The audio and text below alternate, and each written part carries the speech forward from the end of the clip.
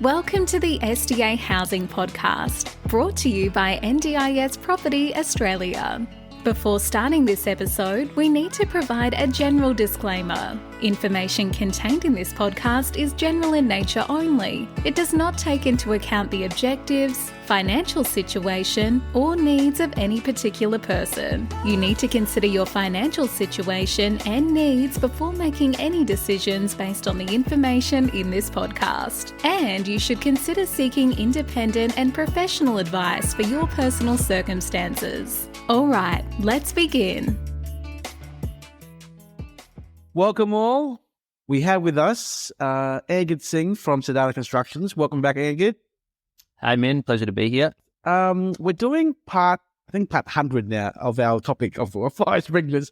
Mm-hmm. I've covered it so many times with so many different people, so I think it's very important for us to have one last episode purely about fire sprinklers, only classfully on fire sprinklers. I think we've never really given a full episode on this topic, so I want to do it now, and this is pretty much it, because I've had about 3 or 4 other guest speakers in past episodes the last 2 months who've talked about very briefly on their episodes as well, who all have validated and confirmed what we already knew a year ago. Yeah. So it's good for us to actually put it to bed one more time because of the document that came out about a month and a half ago, the SDA Pricing summary report from the SDA Alliance and the Urbis group as well. Yeah. Angad, you've read the document. What are your thoughts on the overall document overall? Then we'll talk about the fire sprinkler at the after that. Yeah, look, so SDA Alliance and the Urbis group, they're both very highly regarded in the field. And I think that whoever is the policymakers, the powers that be, they take their recommendations very seriously. And for that reason, so should we. I think that the report overall is well considered. I think they've done a great job of outlining some of the issues. I think that their recommendations of essentially mandating fire sprinklers throughout all SDA dwellings is correct and in line with the NCC requirements. Overall, I think it's a great report. Angad, you and I have spoken in the past offline about the NCC code, the National Construction Code guidelines for this topic. Can you explain to our listeners why the confusion is out there regarding the SDA build guidelines and the NCC guidelines, and where a lot of the people around the country who are investors say to each other, well, my builder says it's compliant. It meets minimum standards, so it should be fine. And there's obvious confusion or lack of commitment from builders to really use some common sense and do what's best for the product. And they're getting away with the minimum standards. So can you explain to us why the confusion between NCC and SDA build guidelines, please? Yeah, sure. So just for clarification, when we're building SDA dwellings, we have to comply with a series of laws or legislations, which are not just the SDA guidelines, right? So remember, we're still building essentially houses. So there's still planning laws, there's still development acts that we need to follow. And there's this thing called the NCC. The NCC is the National Construction Code. So this is what builders use, which basically sets aside, what the requirements for, every type of building that you see in Australia. And often what happens is when we're introducing new types of things, so in this case, SDA, whoever is working on the SDA isn't necessarily across all the other legislations that will come into play when it actually comes to execution time, right? So that's where the challenge has been. Now, SDA is the basically what it is has been debated amongst some surveyors and amongst some builders, and the reality is most of the builders that are engaged in constructing SDAs are domestic builders, and they're very used to building domestic houses. The NCC classifies domestic houses as Class 1 buildings and has a certain set of requirements for them. And a subsection of these Class 1 buildings is really small boarding houses, right? And so at a point, or initially, there was a view that maybe SDAs are kind of similar to small boarding houses. However, when you read, the NCC in a complete form, you start to acknowledge that SDA is very, very different from a boarding house, because it's not just a place where multiple people stay. It's actually a place where multiple people stay and receive care. And because the people that are living in these houses are vulnerable in a way, they may not be able to evacuate. They certainly need assistance with day-to-day needs. It cannot be treated the same way as a Class 1 building. And that is really what I guess the industry is discovering now, is that SDA dwellings are more aligned with Class 3 residential care buildings than they are with Class 1. And obviously it's taken us some time to get there. But I think the industry in the main is there now. And I think that there's obviously some people that are resisting the change because Class 1B is cheaper and easier to build. However, when you start to see reports like the SDA Alliance and the Urbis report, I think, the trend is quite clear which way this is heading.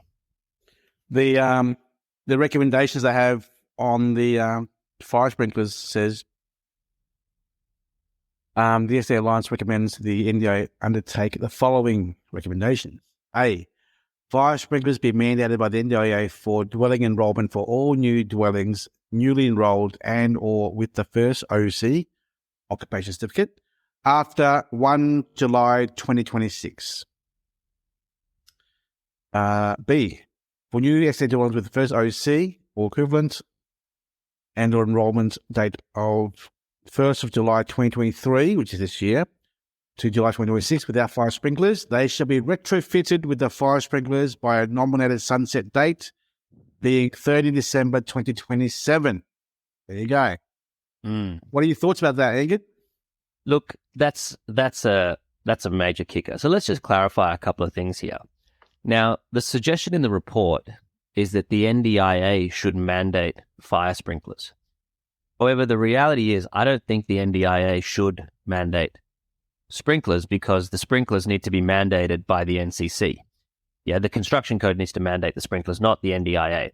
Now, once again, once we acknowledge that the people that are living in these buildings require assistance with daily needs and would need assistance in evacuating, it's very clear these are Class 3 residential care buildings, and sprinklers are already mandated for these types of buildings under the NCC. Not just sprinklers, by the way. There are a number of other safety measures like a direct line of contact with a fire emergency dispatch service, for example, right?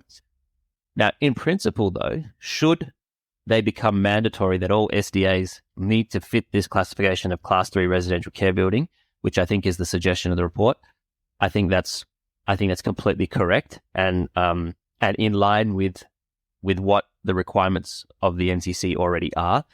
The retrofitting is very, very interesting, though, because you just imagine what would be required to retrofit. I mean, I'd say the vast majority of SDAs don't have sprinklers at the moment, and what are you going to do? Are you going to move the people out while you try to tear the ceilings down and install the sprinklers? I mean, it's going to cost you probably 1.5, if not 2 times the cost to retrofit sprinklers. That, I think, is something that the NDI would need to consider very carefully as to whether, whether they're going to implement that part of it, because it'd just be so difficult. Yeah, indeed. I mean, even in today's terms pricing, I'm going to guess here, if a new install of fire sprinkler would be, we're talking fire sprinkler, not Class 3 yet, average of 45 to 60 grand across Australia as an average for a new install. So in today's dollars, a retrofit is probably 100. 80 to 110 is a price range of getting a quote to do it now. That's today. You do a retrofit in 3 years' time, we're talking 150. 110 to 150 grand total costs. Yeah. And that may include or may not exclude the actual cost of bringing the participants out of home into a temporary place for 2-3 weeks or 4 weeks.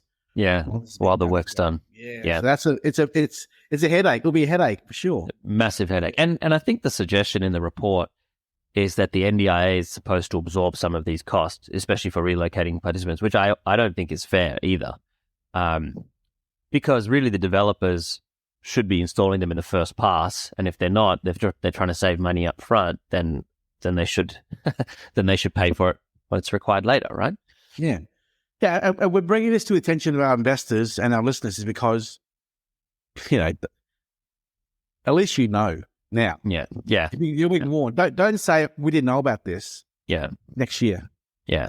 Because if the government or the NDIA or the NCC brings down the hammer, it is mandatory. You've got to change it, or otherwise you will have a non-compliant SDA dwelling. Then you have no one else to blame but yourself or any builder for not doing it correctly. That's all. Yep. Yeah. And remember, from a compliance perspective, the risk really lies on the building certifier here. And the building certifier, if they're classifying this as a Class 1B, for sure, in the case that something goes wrong, they will be the ones that are held to account. However, you don't really want to keep kicking the can down the road. And when a building certifier has to make a decision whether this is a Class 3 residential care building or a Class 1B boarding house, that distinction is not made on any physical characteristics, So it's quite reasonable that the building certifier doesn't fully understand the use of SDAs. I mean, if you have a carer's room inside a house, it's fully anticipated that the people in that house need a carer. Do you know what I mean? But the building certifier who's looking at the house and not familiar with SDA and SIL and how the operation of the dwelling works may not completely understand that at face value, and may mistake these for a Class 1B because they look just like a boarding house if you take the names off the rooms. Do you know what I mean?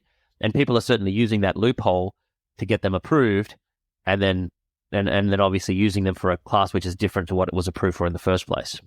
Yeah, exactly. I mean, I've come across probably two providers in Australia, NHAB and also Empowered Livability, both in Melbourne, who will not manage SDA homes unless they have fire sprinklers. Yeah, and that's a growing number. Mm. And in Perth, we're seeing more and more fall in line with that approach or that that idea. So, through no fault of your own, listeners and investors out there, please consider your options in terms of retrofitting at an early stage, because the rules are coming. Yeah. I don't think anyone will be surprised, exempted from doing this, or surprised from doing this. Surprised in hearing about it. When it happens. When it happens, it will come very swiftly. But Angad, what is the rough cost from a Class 1 to a Class 3 and fire sprinkler, comparing your product? Your products are... Can you please go through what the difference between your Class 1 would be versus... No, another person's Class 1 in Perth versus your Class 3 and all the other grades? What are the actual differences, please? Yeah, sure. So look, some of them are like quality of life things, which I guess you could install into a Class 1 as well if you wanted to. But from a compliance perspective, when you have Class 3 buildings, there's a couple of important things, each of which carries a cost. The first thing is that you need a fire suppression system in the form of fire sprinklers. Right, so the cost of that's probably $35,000 thereabouts for a small house, maybe a bit more for a bigger house, that sort of range. In addition to the fire sprinklers, you also need your fire evacuation pathways to be assisted with emergency lighting and signs and all the other stuff that goes along with that. And crucially, you need to have a warning system, like an occupant warning system attached to that, such that if a fire was to break out, that the occupant warning system goes off, and that has to meet a much higher Australian standard than a typical Class 1 building. And as soon as that happens, that the fire dispatch service is automatically notified and that they're on their way. And the reason that is because when you have multiple people and a fire breaks out, you really don't have any time at all for the carer to try to move someone away from the fire, make a phone call, fire emergencies starts, and by then, it could all be too late. These things happen in minutes. So having the sprinkler system directly monitored by the fire department, or the Department of, in WA, it's called the Department of Fire and Emergency Services, is also one of those requirements. In addition to that, you also need to provide, between the rooms, you basically treat every room as what's called a sole occupancy unit. So in other words, it's kind of like think of it like a hotel suite, that these people, when they're living in the rooms individually, there's a degree of independence that they can expect. So there has to be some acoustic separation between the walls. They have to make sure that if a fire is in one, it's not going to split to the other. The smoke has to be kind of separated.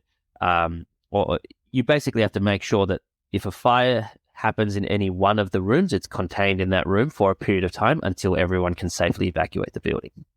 So, yeah, those are the main things.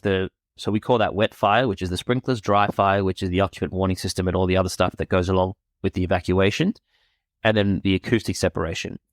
All in all, that stuff probably costs you about 80, 85K per house. For a small house, maybe a bit more for a bigger house. And then on top of that, we add a lot of upgrades to the quality of the dwelling, which probably, in the range of about 20, 25K. Things like additional automation features, just some nicer fixtures and fittings from some reputable brands like Hayfilly and things like that. So our product, comparing it to a Class 1B product, comparing it to our Class 3 residential care, which we try to have as the flagship best in class for what it is, you're probably expecting 110, 120K difference all in. That's good. It's good to know that a builder like yourself is committed to this cause and are focusing on this product correctly and not giving an alternative option like Class 1 because, as you said to me, what would people say about you as an organization if you also do a Class 1s as well, right? Yeah. Yeah, and that's really important because, when we read the codes, when we read the SDA provisions and we read the NCC, we really couldn't see how a Class 1B could be appropriate. We knew people are doing it. We knew people are getting away with it. But it just felt wrong, And obviously there's commercial pressures because when your product is 100,000 more and the income doesn't really increase to reflect that, why would an investor choose our product over a Class 1 product, And that was something that we had to, which obviously slowed us down a lot to get started. But we drew a pretty firm line that, look, you can't, if it's meant to be Class 3, if that's what our heart is telling us, that's what we believe, then we just have to do that. And in this case, it's really great that, number one, we fully expect that the allowance for fire sprinklers will increase because they'll recognize it's not just the sprinklers, it's the monitoring from DFES, it's the acoustic separation, it's all the other stuff, which, by the way, is brought up in the SDA Alliance report, that the income should reflect those additional costs. And we believe once that comes into place, which is hopefully very soon, that the 100K will be more than justified commercially, as well for the investors.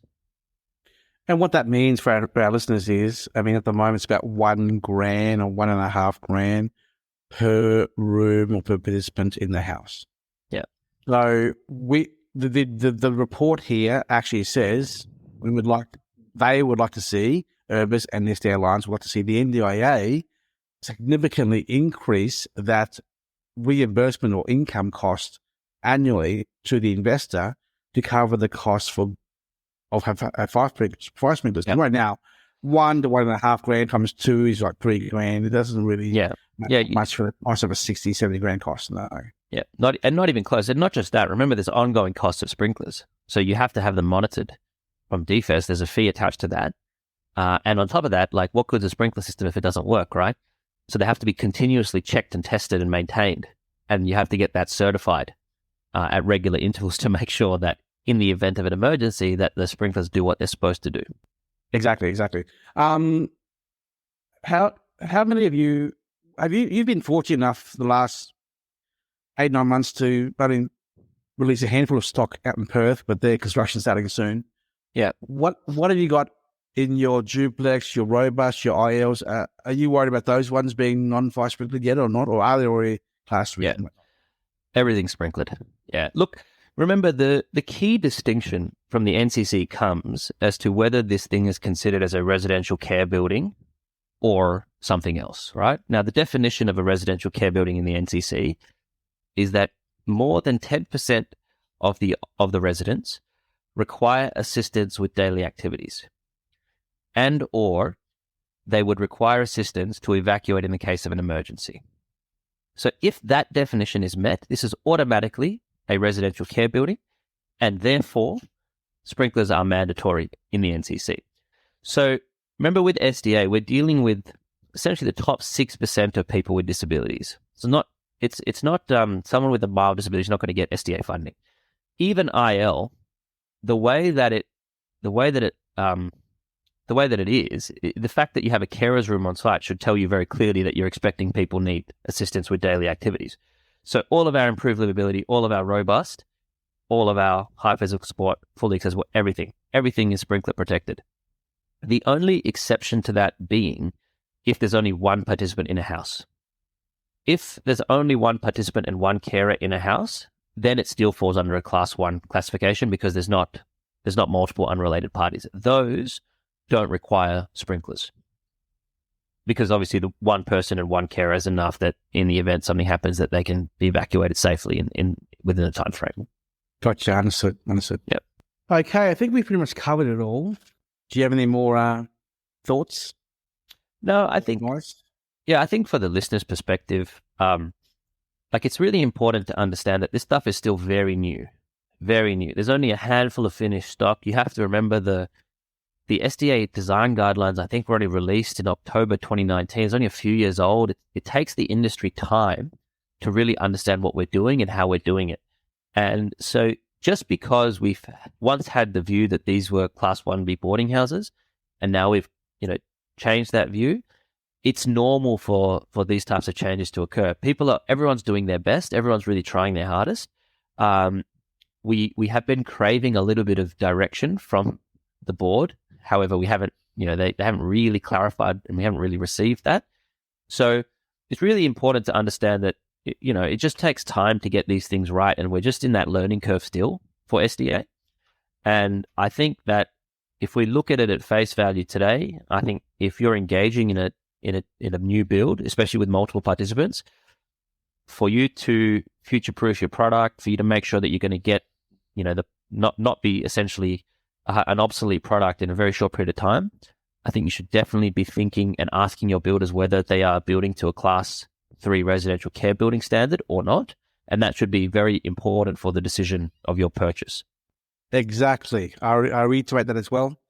If you talk to your builder or your advisor and they say, don't worry about it, it's all good, the house is compliant, they're trying to brush it off, ask the question, but is it really a Class 3 house and fire sprinkler house?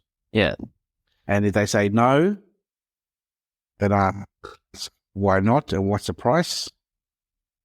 I mean, I'll tell you, my personal opinion is, I talk to a lot of builders about this topic and they always say to me, no, it's fine, it's all good. Okay, great. But what is the upgrade cost? At least give me that number.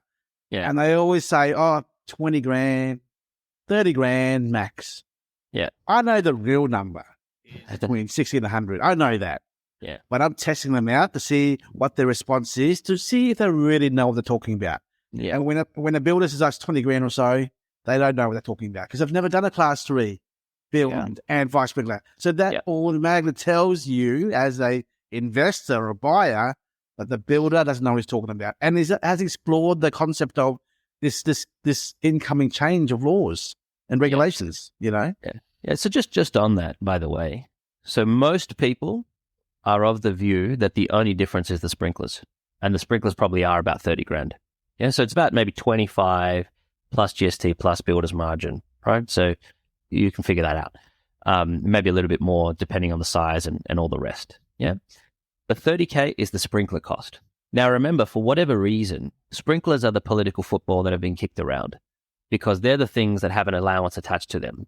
All the other Class 3 requirements are not stated in the NDIA's price guide. Yeah. What's the extra over? The smoke detection system, the occupant warning system costs as much as the sprinklers, yet it's not brought up, right?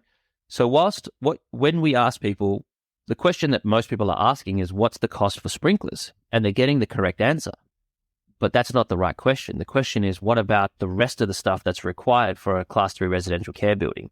And you're right, it's a commercial construction. It's different to residential. We had certainly never built a Class 3 building until we started doing SDA. We built, 50, 100 Class 1 houses. So it was a huge learning curve to go through. And maybe just one other thing to add to that is with Class 3 buildings, sometimes the trades also need to go through that learning curve, because it's not like we're trading out our trade base.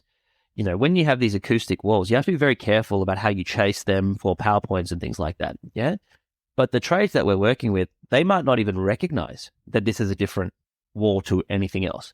So the degree of supervision and attention that's required is also far higher from the builder, not just, the whole thing has to flow down the chain to actually deliver a product that works at the back end. Does that make sense?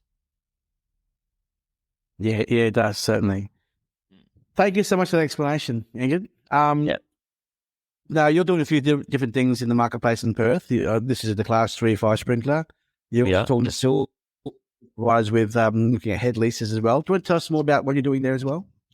Yeah, sure. So look, ultimately, our vision is really to provide the best-in-class product in the best-in-class locations, and then be partnered up with the best-in-class providers to make sure that these are really the flagship products for the SDA. We want people to look at these and just say, wow, these are the best, right? And we've been fortunate enough to work with several different SIL and SDA providers who share our vision and share our passion for, I guess, quality.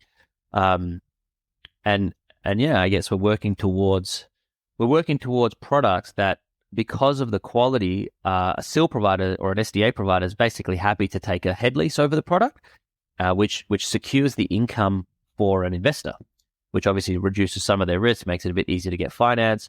And on that basis, hopefully we can get more of these into the ground and ultimately serve more people with needs. How many would you like to see? Here's the question that someone's probably asking.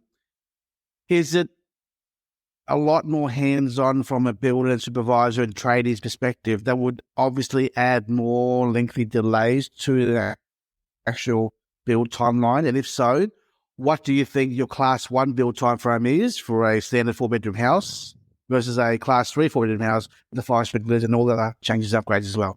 Mm-hmm. Not really any different, to be honest. A lot of the stuff, the extra overs that you need run in parallel. So, for example, I don't know how well you know construction in Perth, but as the same time as your plumber and your electrician are doing the tubes for the house, your fire sprinkler tubes are also getting installed. So a lot of the activities are done in parallel. So there's no longer timeframes that are required. Interestingly, the bottlenecks that we have are all with the Class 1 trades, because that's where the demand, that's where most of the product that is being built is. Very, very little Class 3 product is being built, right? So whilst it might take weeks or months to find a roof carpenter, someone to install fire sprinklers is pretty much ready to go when you need them. Do you know what I mean? So it's not, the delays are no different. And if you sequence the work properly, it should take the same time. In the Perth market today, right now, you should be fully expecting a build time of around 8 to 12 months for a single-story house from slab down. Maybe a little bit faster if you get lucky, but I think 8 to 12 months is reasonable to expect, and fully expecting that you're going to hit a couple of snags along the way, especially with right now with the roof stage and then the finishing trades, which are still, very difficult to source, and you don't really just want to get the first person available. You want to make sure that you wait for the right people that do good work. Otherwise, you end up with not a great product at the back end. Yeah, I understand. So again, I really hope that people can see more of this kind of technical information from your blogs on your websites, obviously. Pressure on you to write some blogs on your website, please, so that people I have more appreciation of what you guys are doing over there. But yeah, no, I think the thing with the Class 3, I think if you read the NCC, it's like if you Google it, it's free for everyone online. Just read the definition of Class 3, Class 1, and residential care building. Make up your own mind, right? I mean, the issues that builders are having is that a builder finds it much easier to build a Class 1B. Certainly we would have too. And they know that if it's wrong, it's the surveyor's problem. It's the certifier's problem, not their problem. Yeah? But what we've learned is that you're much better off, arguing at the top of the cliff whether you should put handrails than arguing at the bottom of the cliff over a dead body about whose fault it is. Do you know what I mean? If it doesn't work and we're not doing the right thing as per the NCC, all we're doing is throwing our certifiers under the bus. And I don't think that's the right thing to do either. We need to, as an industry, we need to understand that, Australia has some of the highest construction standards in the world, and that's a good thing. We really do produce some of the best buildings in the world, and we're one of the safest places to live and all the rest of that. And that's a good thing. We should protect that and preserve that. So I really think that that individuals, investors in particular, you guys can vote with your feet. Have a read. Just read the basics and make up your own mind, about what you think is appropriate. Well, in that case, I'd like you to email me the NCC code there, please. Sure. And then I'll have this SDA Alliance document and the NCC code attached as a Google Drive link to this episode on our podcast series so that people can download it and read away and contact you directly with that question. I'll give you the snippets. It's a very long read, but maybe I'll give you a couple of snippets of the key definitions and the key parts that are worth reading. Perfect. And so thank you so much for your time again. Really appreciate it. I think we've from now on we'll put this to bed and let everyone hear all the other comments from other providers in the past about fire sprinklers, and also this 31-minute episode as well. Yeah. No, it's coming, guys. Fire sprinklers will very, very soon be required across the board. So yeah, expect that. Thank you very much for having me, Min. I appreciate your time. Bye-bye. Cheers. Ciao. Bye-bye. We hope you enjoyed this episode. Please make sure you are subscribed and following us so you can keep in the loop with all of our upcoming episodes. We would really appreciate it if you could leave us a 5-star rating, a written review, and to share this podcast with those that could benefit. Until next time, catch you on the next episode.